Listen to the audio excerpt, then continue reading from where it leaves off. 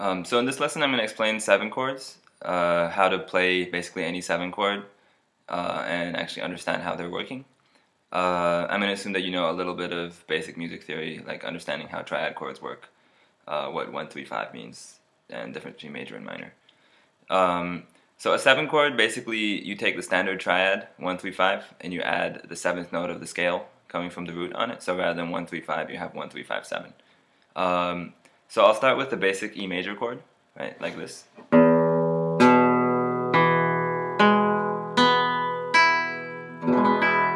Right. So now going through this note by note to see what role each note is playing, we have 1, 5, 1, 3, 5, 1. Right. So this is important to understanding what comes next.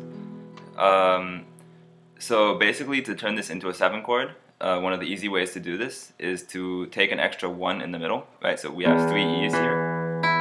So we're going to take this E here, and we're going to lower it to make it a 7, right?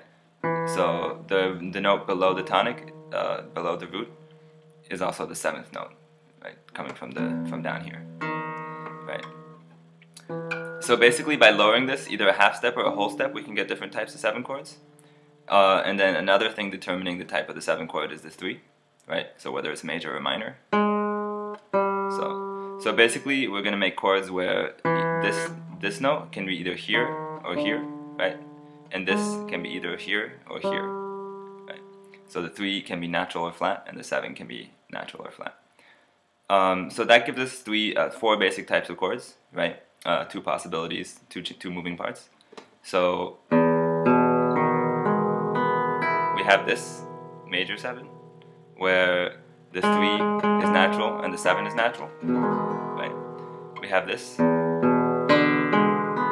dominant 7, where the 7 is flat and the 3 is still natural, right? And then we have this minor 7, where they're both flat, right? And finally we have this. So this is called a minor major 7. This is actually less common than the other ones. It will be used in jazz, but less than the other ones, whereas the other ones, you'll hear them in pretty much all types of music. So, right, this is the least common out of the 4. So let me repeat those again. So this is your standard major chord, E major 7, E dominant 7, also called just E7. This is the default, right? When you see E7, this is what you play. E minor 7, and E minor major 7. So those shapes that I just showed, these ones, right? These are basically the shapes that you would use when you're playing a 7 chord in root position from the E string, right? So if this is E major 7, just like all the other chords, you just take that exact same thing and move it up: F major 7, G major 7, G dominant 7, G minor 7. Right, this is G minor major 7, etc. So I'm going to show now how to get these 7 chord positions from other strings. So just like we used E major as a starting point here, we can use A major as a starting point here, right? So I'll do the same thing again, like the role that each note is playing here. So here A is the root note. So we have 1, 5, 1, right? Again, 3, 5. And then this bass note, you can play it or not. It's not the root, but this is the 5. Right? Having the 5 on the bass if you play all the strings. So 5, 1, 5, 1, 3, 5. Right. So again, basically, we're gonna take this 1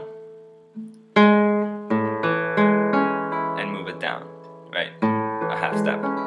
So this gives us A major 7, right?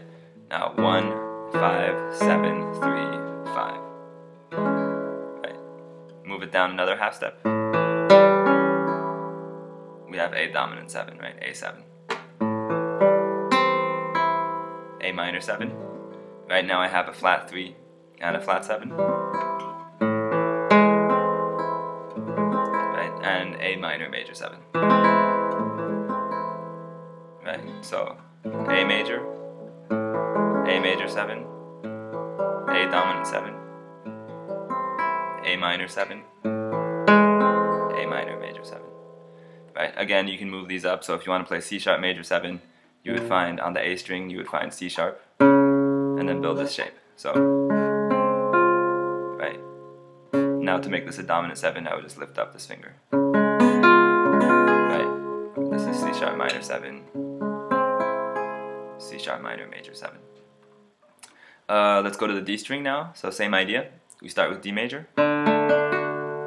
Right. 1, 5, 1, 3. Right. Sorry. 1, 5, 1, 3. Yeah. So actually here you don't get the 5 on the bottom. Right. And then the A here again, this is the 5, 5, 1. And the E you don't want to play, you know, it's not part of the chord. Right. So 1, 5, 1, 3. So again we lower this 1 to get D major 7. Lower it again to get D7 or D dominant 7. And then lower this to get D minor 7. Right? And then add that back. And now we have D minor major 7. Right? So same idea, you move this up. If I have F sharp here as my root position. Right? This is F sharp major 7. Right. This would also be F sharp major 7. Right. So this basically allows you to play any type of 7 chord and kind of understand how it's working.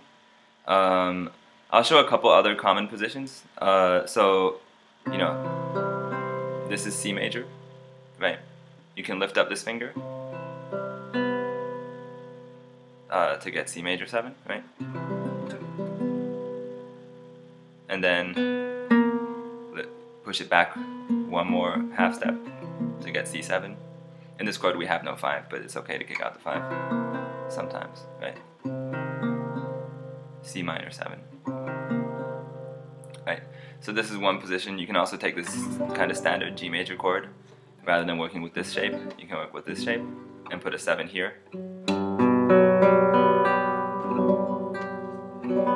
Right. Another thing you can do is, this is F major 7, F dominant 7, F minor 7. Right. So one thing with these shapes, I got the 7 chords there all by adding the 7 in the middle. So sometimes you also want to add the 7 on the high part of the chord, right? So that can be kind of difficult to do in some circumstances, but basically one way you can do it, this is a big stretch, but right. So here I got this extra 7 by taking the 5 and raising it up to be a major 7. Right. So that's a major 7. Drag the pinky back 1. Now this is a bit more practical. I get E7, E dominant 7. Right, E minor 7, E minor major 7. You can do the same thing with these shapes. So A major, right? This is also A major, right? Because I just put a full octave up from the root. So A major 7, A7, A minor 7, A minor major 7, right? Yeah, that actually doesn't really work with D major because you can't get the hand that far up. But you know, you can basically play these versions, especially from A. These are really common, and especially in open position, when you want to emphasize the 7 note rather than like have it be buried in the middle.